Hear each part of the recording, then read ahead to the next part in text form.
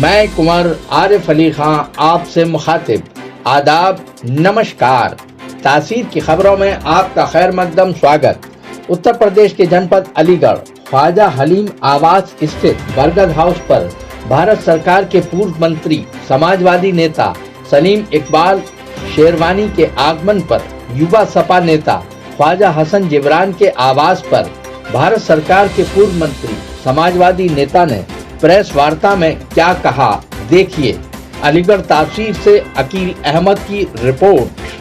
तासीर चैनल और उससे मुखातिब कर रहा हूँ अपने लोग। हमारे चंद सवाल हैं। जो आज आपका दौरा हो रहा है, समाजवादी के बहुत सारे लोग मौजूद हैं, विजेंद्र साहब मौजूद हैं, तो आपकी आगे की क्या प्लानिंग है इसके बारे में? देखिए, अब चुनाव बहुत करीब है और ये चुनाव जो उत्तर प्रदेश का है, ये सिर्फ उत्तर प्रदेश का चुनाव नहीं है, ये हमारे मुल्क के मुस्तकबिल का चुनाव है। और ये चुनाव ये भी तय करेगा 2024 का जो चुनाव आएगा दिल्ली वाला, वो क्या रुख लेगा, किस तरफ उसका मोड़ होगा। मैं ये समझता हूँ कि आज जितना मैं दौरा कर रहा हूँ और जहाँ जहाँ मैं जा रहा हूँ और लोगों से मेरी मुलाकात हो रही है, एक ये मैं महसूस कर रहा हूँ कि लोगों के दिल में सरकार बदलने का फैसला है। अब कितना वो फैसला वोटों में तब्दील होगा, कितनी कामयाबी समाजवादी पार्टी को मिलेगी, ये तो वक्त ही बताएगा। मगर हमारी कोशिश ये है कि हम सबको एक साथ लेके चलें।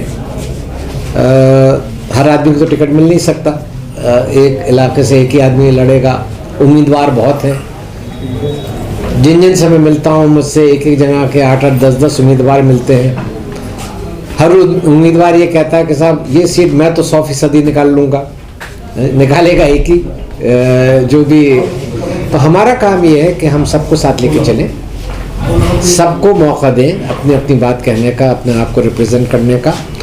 मगर जब अखिलेश जी एक टिकट तय कर दें तो फिर सब उसके साथ मिलके कंधे से लगा के उसको कामयाब बनाएं। लेकिन जैसे आज लगभग बहुत सारे लोग अपनी अपनी दावेदारी पेश कर रहे हैं, तो उस पर आपने कोई इस टाइप की कमेटी बनाई है जो बिल्कुल खामोशी से सीक्रेट तकीरे उनका पूरा मामला ले? जी, ऐसा हो रहा है कि हमारी एक कमेटी ही नहीं, हमारी एक पूरी टीम है जो सर्वे कर रही है और उस सर्वे की रिपोर्ट हर इलाके से हम लोग के पास आ रही है।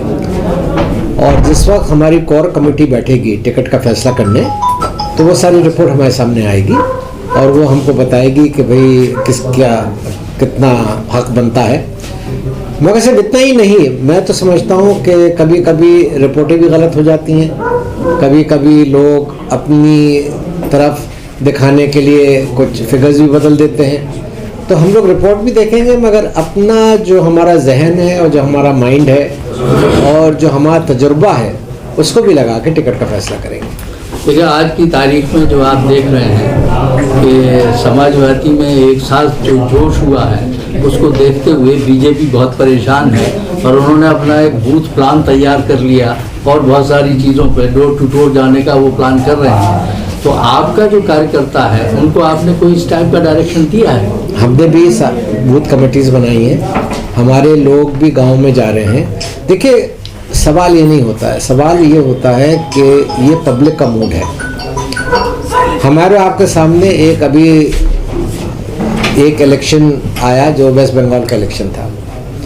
वेस्ट बंगाल के इलेक्शन में बीजेपी ने कोई कमी नहीं छोड़ी, पैसों से, लोगों को लाके, मीडिया से, और इतना ज़बरदस्त कैंपेन चलाया कि इलेक्शन से 5-6 महीने पहले कितने लोगों को टीएमसी से तोड़ के बीजेपी में शामिल किया और एक माहौल बनाने की कोशिश की कि अब तो 200 से ऊपर सीटें बीजेपी लेके वेस्ट बंगाल में आ रही है।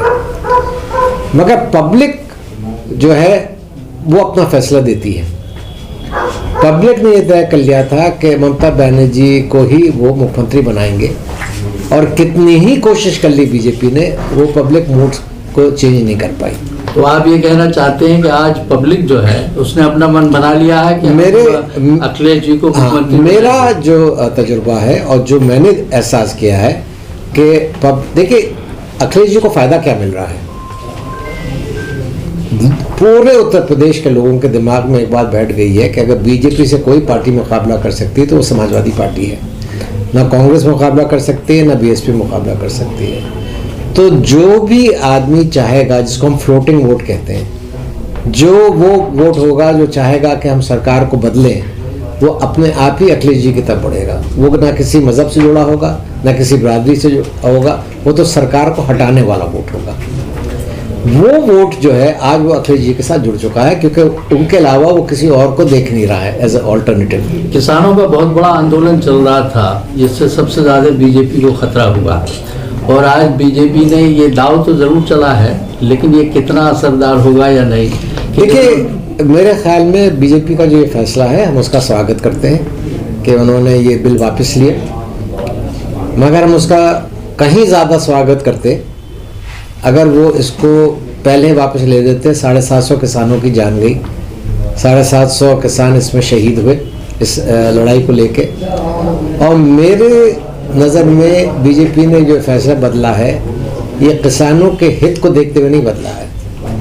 ये जो उनका अपना सर्वे था वो बता रहा था कि हरियाणा, पंजाब, उत्तर प्रदेश, इसमें किसान उनके साथ नहीं है, किसान उनकी मुखालफत करेगा। तो उन्होंने ये एक राजनीतिक फैसला लिया है। मैं नहीं समझता किसानों के हित में फैसला लिया है, और इसलिए मैं अपने तरीके से किसानों को अभी भी होशियार करूँगा, आगाह करूँगा कि ये एक वक्ती फैसला है। अगर वो फैसला पार्लियामेंट में बदल भी सकते हैं, पार्लियामेंट में उनकी मेजॉरिटी है, फिर ला सकते हैं। सर, समाजवादी पार्टी क्या बड़े दलों से कोई अलायंस करेगी? अखिलेश जी ने बड़े दलों से अलायंस करने से मना कर दिया है।